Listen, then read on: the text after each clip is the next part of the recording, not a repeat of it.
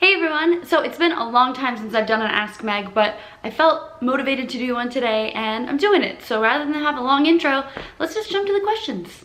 At Ruroni1029 asks, date, marry, kill, Bowsette, Boozette, or Drybonezette? This is really cute. I'm working on a bunch of villainettes, so this is a really cute question. I think I would date Drybonezette and I would marry Bowsette and kill Boozette only because Boo is already dead. And so there's really no repercussions whatsoever. Everybody's still happy. And it would be cool to be married to Bowsette because she's fine. And also, if you just ever needed it for any reason, you could take the crown off and then you're married to Bowser. So, you could take like a ride in the thing at Super Mario World at the end when he has like the little piranha planty little hovercraft. That would be cool. I would do that. At RL Skipper 0 asks, do you have a favorite season of the year? This is actually my favorite season. I love it so much. Fall is so nice here in Texas because it becomes really overcast. It usually rains a lot, which actually hasn't been great for us this year, but I love the rain. I love the overcast weather. It gets a little bit cooler, which is nice. I love when the highs are in like the mid 60s. That's like such good weather. I adore. I get to wear a little bit of layers, which is nice. It's just really nice. For some reason, it's like a very melancholy season, and I think that I just have always really liked it. Halloween's cool too, yeah, but I don't know. I've been like really on the Christmas kick for the last couple years, so. At Richard Omedse asks, how could you do this to me? I wanted to get back into working out and I figured your 20-minute workout was a good way to start. Now my body is in full rebellion and wants to die. If you're not quite sure about the 20-minute workout that he's referring to in his tweet, you can check it out. Can I still do in video annotations? I'm not sure. If I can, you can check it out somewhere in this frame. If not, the description will have a link to it. It's very hard. It is not my 20-minute workout. I did do it for the channel, but it was taught to me by a trainer from the On It facility here in Austin. His name is Wolf. He's amazing. And it is hard. It is as hard as you want to make it, and it definitely is a great workout if you're looking to travel because it's all body weight. So check it out if you haven't already. And you're welcome. At Megs16 asks, would you ever do another BioShock Infinite cosplay? Absolutely. I love Elizabeth from BioShock Infinite. I actually once saw this really cool mashup of Elizabeth and Songbird that was really cool that I would like to do someday. Of course, Burial at Sea Elizabeth is really cool and that would be fun. I actually did for my Patreon shoots this month, I've been doing mashups of characters. So it's supposed to be like characters if they were in their Halloween costumes. It started off with like Velma from Scooby-Doo dressed as Harry Potter. But I did actually Elizabeth from BioShock dressed as a 20s flapper.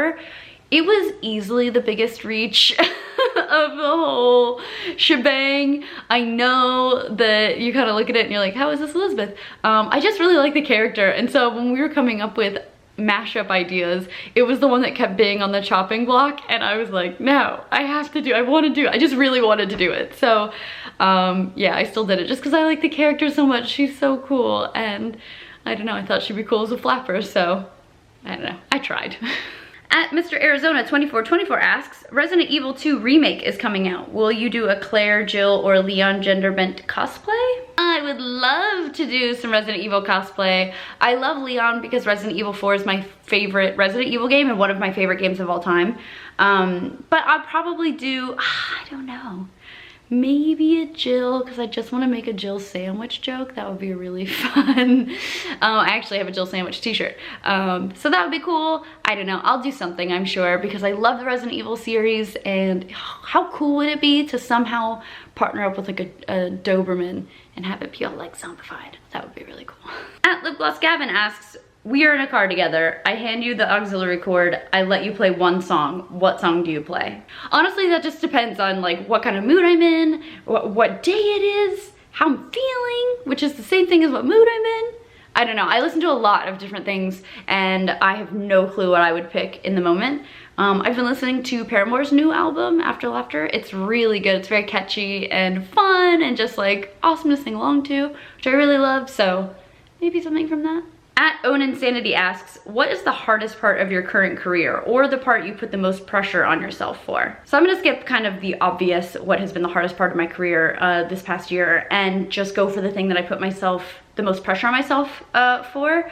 And I think it's something that maybe isn't discussed enough, or maybe isn't brought up enough, or I don't really know. But it's something that I feel like maybe isn't talked about enough, and that is the push and pull that creators feel, or at least that I felt as a creator, and that the people that I talk to have also felt as creators, to make things that make you happy, and what to do as that changes and morphs and becomes something different, what to do that makes your audience happy, and what happens when that changes and morphs and those don't align anymore, and also the things that people say that they want and the things that they actually spend money on wanting. All of that is different. All of those lists of things could be completely different. And I think content creators, or at least myself, I'll just talk about my own experience, I feel a great deal of pressure, because there are times when boudoir photography is the thing I feel most comfortable doing. I kind of talked about that in a couple of videos back, and about how that's just been something for me that has been easier for me to focus on. There are times when like really intense cosplay, or really intense video creation, or Twitch streaming, or, you know, list. Those are all things that I want to focus on, and then you feel like, oh, I'm really focusing on Twitch, and now people are saying they miss this, or they don't want me to do this, they want me to do that, and then in all of that, it's like, oh, I put out this cosplay I spent a ton of time on, and I got 2 comments, and, you know, people are, yeah, they're excited, but not a lot of people are talking about it. It's not really getting shared. It's not really getting the traction. And here's a underwear shoot that I spent 30 minutes doing, and wow, that has so many likes and so many retweets, and so many people are spending their money on that. And like, how do you balance all of these things? To me, that has been the hardest kind of balancing act. You also get, like, when you follow what people are spending their money on and what people are sharing and liking and responding to, when you follow that, then there becomes like this vocal minority that's like, oh, you've changed, this is different, I wish you did this, I remember when you were this person. And how do you respond to that? And how do you balance pointing out something to someone and saying, well, actually, you know, I've been doing this for a long time, blah, blah, blah, but then now you've responded, so do you have to respond to everyone? And there's a lot, I think, that you can focus on as a content creator that pulls you in a lot of different directions. And I don't know what the answer is, to be honest. I really don't know. I can't say like, oh, you just have to focus on what makes you happy, because maybe that's not the best thing business-wise. So it's not that easy or simple or clear-cut of an answer. But it's certainly something that puts pressure on all content creators. I mean, even if you started out doing YouTube videos about science, and then you found you really like doing Let's Play videos, and then there's gonna be that people that say, oh, I remember when you did science, and it's like, oh, but Let's Play's making me happy right now. Why can't I do Let's Plays? It's just a whole thing, and we're all just trying to figure it out, and nobody knows where to go from here.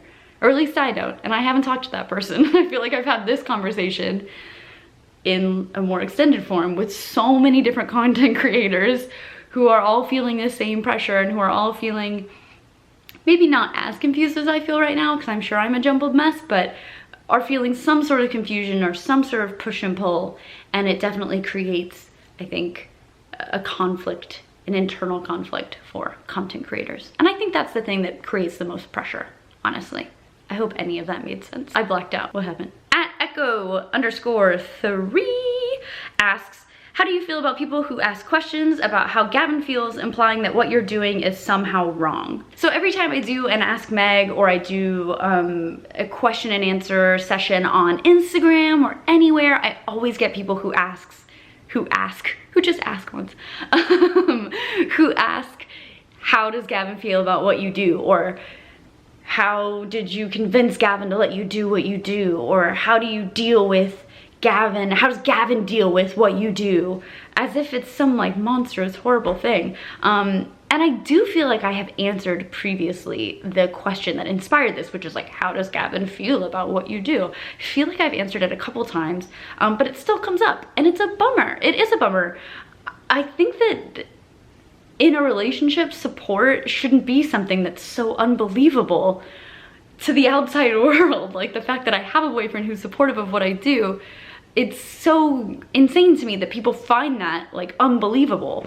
But for the record, I guess I should just put out there that I had already done boudoir modeling when Gavin and I first started dating. I've been in the game that long, you guys. I had already done Me and My Place. I had already done It's Only a Body.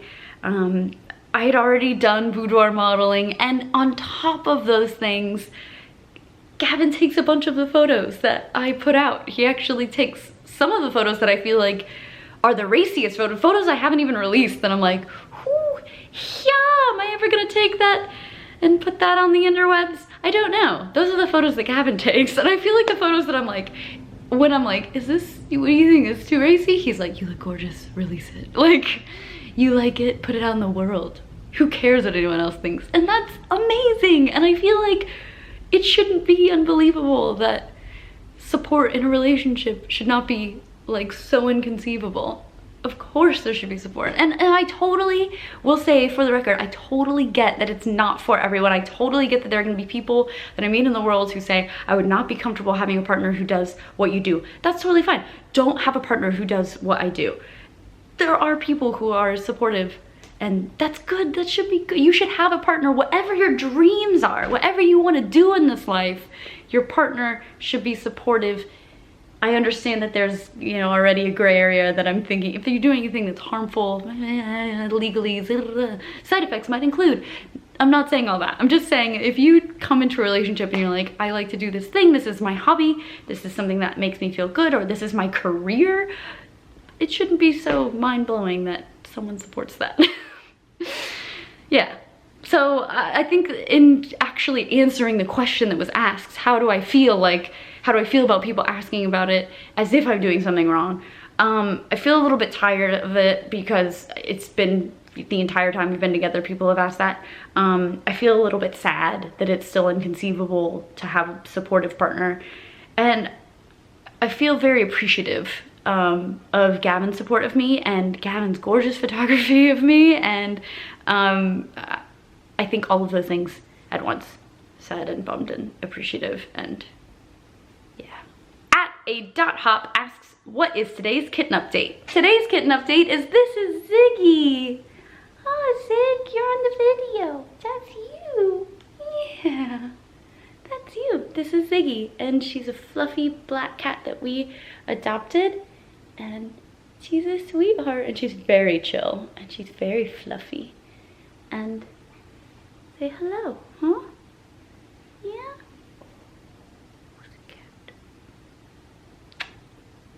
And that's it. Thank you guys so much for submitting your questions. I tweeted it out this time for questions, but maybe I'll do it on Instagram next time, or who knows? I just appreciate that I'm doing this today. Whee! Thank you guys so much for hanging out. Don't forget to like, subscribe, all that good stuff. And I will see you guys next time, which might be sooner than you think.